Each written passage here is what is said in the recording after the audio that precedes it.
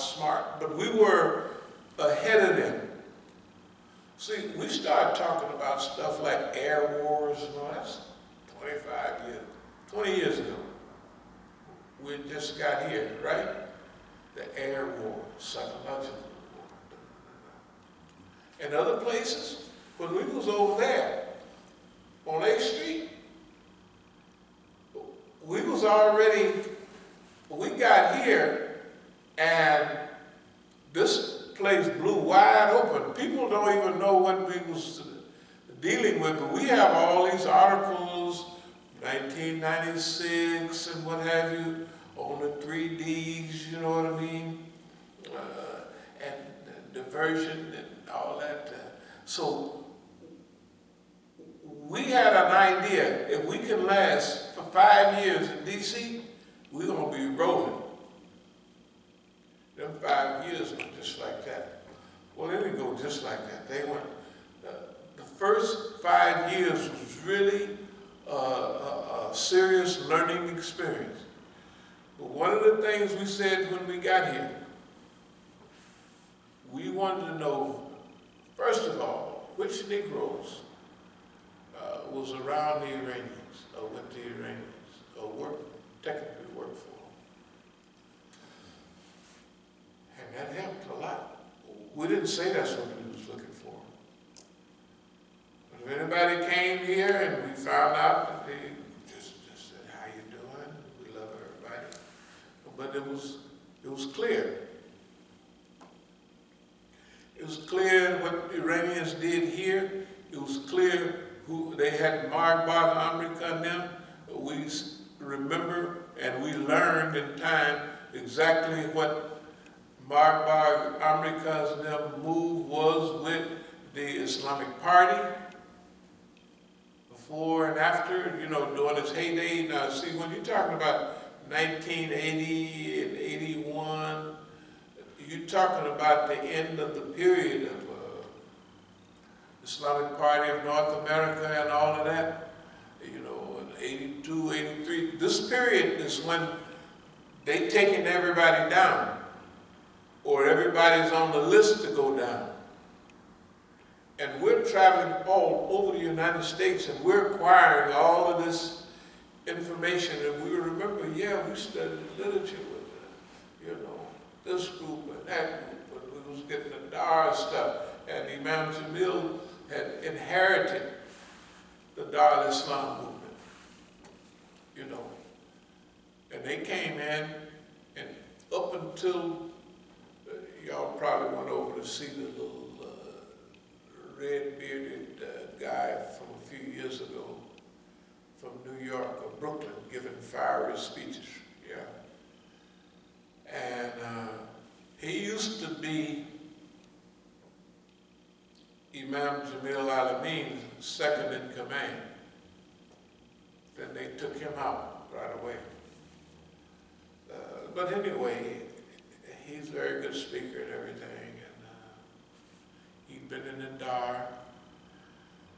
In fact, that whole New York crew, see, the Dar al-Islam movement didn't want people to take money for going in prisons and that, because money would corrupt. Can you imagine 30 years ago that they're paying, this is a medium salary, they're paying Negro imams or whatever, in New York, $36,000. It's like a captain's salary going into prisons.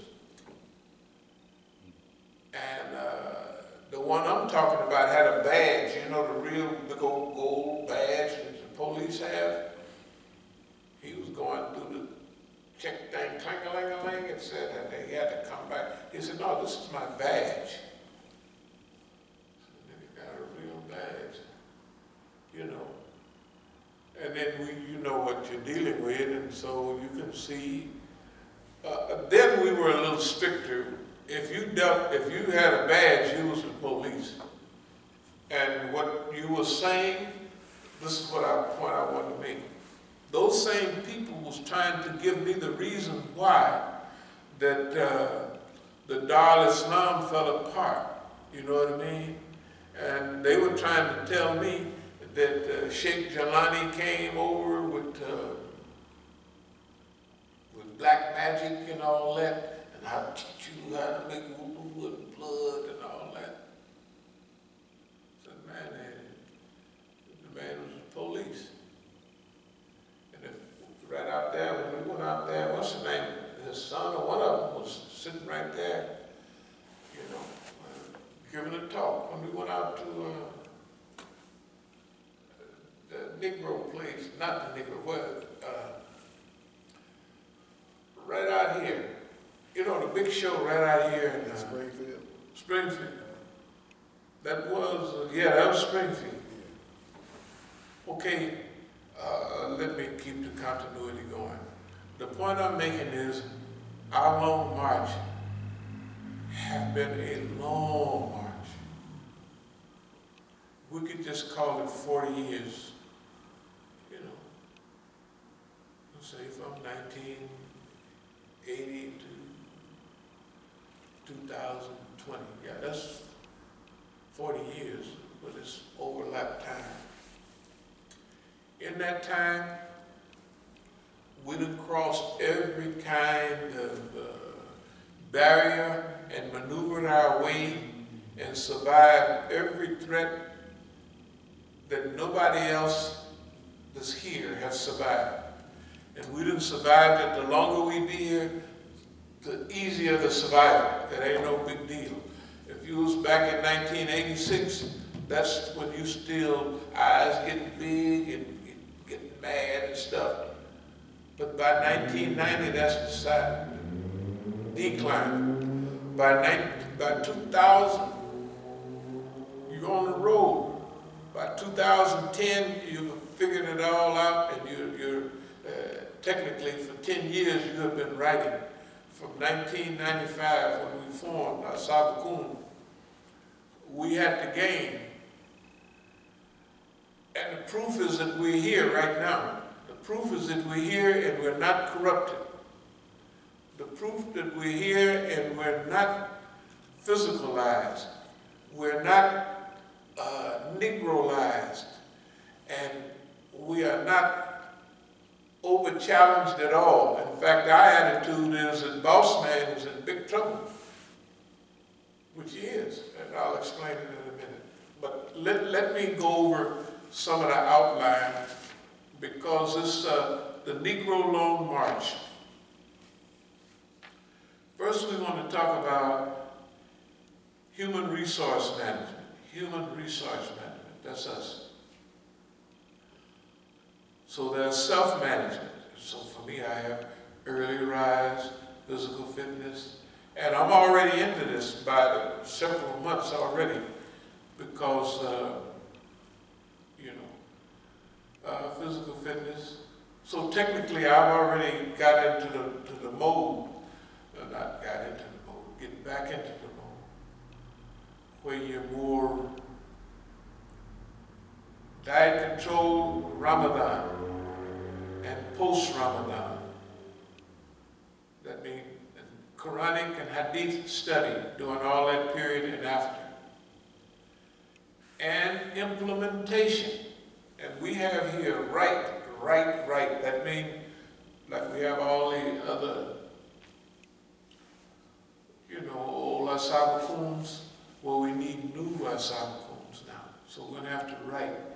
In order to have all that time to write, we have a new type of a schedule. Not that it don't look like it, but we've been kind of cruising and that period is over. And it's really over because for the last couple of months, the boss man was trying to influence things with so-called health, I said, I ain't doing that, And pretty soon, whatever that matinee was, it goes away. Because you didn't set it physically and you didn't, I ain't doing that. I ain't wasting no time on that. In other words, boss man will have you physically hurting. And you say, I ain't going for that. Because you know you done went through over the last 3, 4, 5 months. It's been one little thing after another. You're a little off balance on the roof, and you're a little, right? Everybody can see that. This last go round, a couple of months ago, I said, you can kiss my butt. Oh, boss man, I ain't doing that. And pretty soon, all of the swelling goes out of the hands, everything that he was going to do. Because as long as you listen to it, or try to solve a problem that he created for you, it's like when I was in California, I never heard that much in my life, up in the hills going for a run. And I said, I ain't going for this. And I came back the next morning to just walk in a little bit, shoot, and I just took right on off running. Yeah, because he's studying you once, you know, you can't lose. See, if I used all the sight that I had to overcome that, because I know it's not real, I know it's him introducing something, then you get the benefit. See, when you overcome that, you get the benefit of overcoming that. The thoughts and the discipline and the self-control, you get the benefit. It ain't no loss. And then pretty soon, you done evolved a little. So if he see you on the road to evolution, and you're just in step 1, he'll pull it back. Because until he gets step 4 or 5, he'll have that built in. You can't do nothing. So he already knows from what, he know where you're headed. Because he's been at every corner stop, he's been everywhere. No, he already got it down covered. You know, and you got him down covered. You got to remember, nobody in U.S. history have had a face-to-face, almost transgenerational struggle with boss man. Nobody has. They get knocked out, they'll quit in 5 years. They got more discipline, they'll last like Malcolm or King did. They last a few years. You know, 13 years apiece. But King was already tired, right? He was already tired. He was already getting ready to, so his martyrdom saved his position. Because a few more years of what he was going through, a few more years of the Negroes turning their back on him, the war in Vietnam, a few more years of not knowing what to do. You know, where to go with this. He was in Chicago for an economic, you know what I mean? But that's 68. We already did that. We was doing that in Oakland then. Without even paying attention, we just said, this is what we ought to do. And these Oakland Enterprises, can you imagine?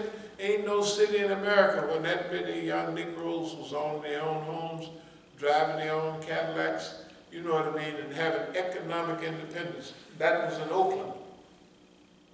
And still everybody remembers that period. At least the ones that are still alive. Okay. All right. So when we came to Islam, we brought a lot with us. So what we want to really discuss is not only what we brought with us, but what we had. The ability to analyze where we are and the ability to continue to evolve. And our brothers, as much as we love them, they, if they knew something that you should do, they wouldn't tell you. Especially in a crowd, a lecture, they just talk to you about Salat, that's it. You said, man, he died. And you wouldn't get it. Does anybody remember that phase? You wouldn't get it. And you were lucky if you got something on zakat and stuff like that. Because usually you were just going to pray yourself to death. We're not anti-prayer, but hey, man, you know, you're so-and-so, give us. But so-and-so knew he was weird. People now say, man, they done stole the community, they doing that. He knew that all the time. Right during this period in '83, when I went down, hey man, it's so nice, everybody, I'm like, they not with me. That's the first thing. They not with me. They mean all of them. They are not with me. And I was grown enough to know what it meant.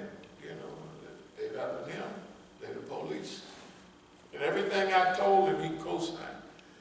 I was giving a great talk and visiting all places around the country. I said, man, I just left up there in Iowa, and they was talking about, they asked me, how do we get in touch with the good people of America? I say, you go to penitentiaries and talk to people in prison. They said, no, we mean the good people. So I was thinking they mean the white people. They don't want to talk to niggas. And I told Imam, he said, it's not only, you heard it, there's a specific, not order, but that's a part of the whole, it wasn't even ISNA yet. It was just becoming ISNA. It was still MSA coming into ISNA. He said, yeah, that's the role. So whoever we take in the United States, they have all made the wrong mistake. Nobody chose the right move. Nobody. I mean, I'm talking about for the movement, for the Islamic movement in America. Now, you might say, if they would have did what we're doing, they would have been in the same shape as we are. And basically that's true. But even after they've established Masjid all over the country, and you go to them and you say, y'all lift it up. Now, it's time to flip. They don't know what you're talking about. Oh, no, Lord. You could tell that they wasn't even thinking about flipping out there when we went to the program right out there in Sterling. Oh, yeah, that one, yeah. They wasn't even thinking about flipping. They had the Pakistani lady there with a little old blue outfit on that had talked at Don's program. Yeah. No, they were trying to maintain what they had acquired. That was the talk. That they were trying to make sure that they were allowed to be here to keep their institutions. They weren't trying to. They wasn't trying to change. They wasn't. Basically, that wasn't worried to a whole lot about Quran and Sunnah. No. It was about money. Yeah. Yeah, it was. They weren't worried about money, but they were worried about losing what they had. They had a nice, they can have their meetings. And for them, you know, if they was in some of the other Muslim places, you couldn't have no open meetings like that, you know, unless you was handkerchief headed. Well, they was handkerchief headed. But anyway, but see, they were not even prepared to support. If they got all of this, they could have a mechanism of supporting a shadow group that has the characteristics of the Sunnah. They didn't want to do that. Not only that, they didn't want to talk about it, and they didn't want nobody to even think that they was thinking about something like that. That's why you wouldn't be welcome nowhere, because just about all of the Negroes got a little chance to say something out there, except us right here. And they all knew us perfectly. Okay, let me speed up a little bit. World class in implementation as well as organizational expectation. In other words, now, today, we have to have, is it a little chilly or it's not that chilly? It's all right? Yeah, just a little pinch, just a little. So, What does that mean? World-class implementation as well as organizational expectation. What that technically that means for us is evolution. You know, we've been through this cycle a lot of times before. So now, on the human organizational management, let's say that I got a car out there. No, there's 4 cars out there, and none of them run properly. The yellow car, they were lucky to get it here. The other car runs very nice, but there's something wrong with it. Just a little water don't make it. Our cars don't take nothing but the turn of a little knob to make it run. Ain't none of them like and then the car I just drove to Florida, sitting right there. Did anybody hear it yesterday? Yeah, I heard it. Unbelievable. You know when that started? When I went out of here from class the other night. Okay. And I was going to go to the store, and I started it up. So when it happens that fast, that means somebody didn't turn. While we was in here, I'm just imagining, somebody went under the hood, because I always leave the cars open so they can, you know, get around easy. When I left this class, I went to the house, then I went and got in the car, and that's when that car made all that noise. After class, Thursday night. Yeah, okay.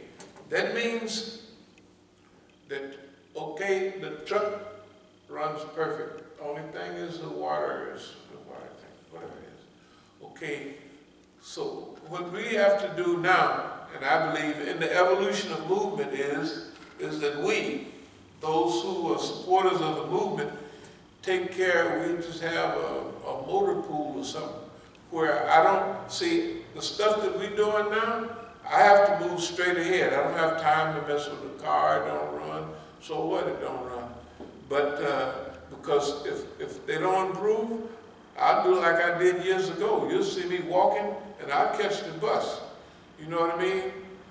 And actually they're not gonna like that. Why? Because if I'm in a car, they can follow me straight where I am. And if I'm on the bus, if I'm on the train, right? If I go across the country on the bus, right? They got to, that's different. I'm gonna be around people. And they don't like that. So if I drive, I'll drive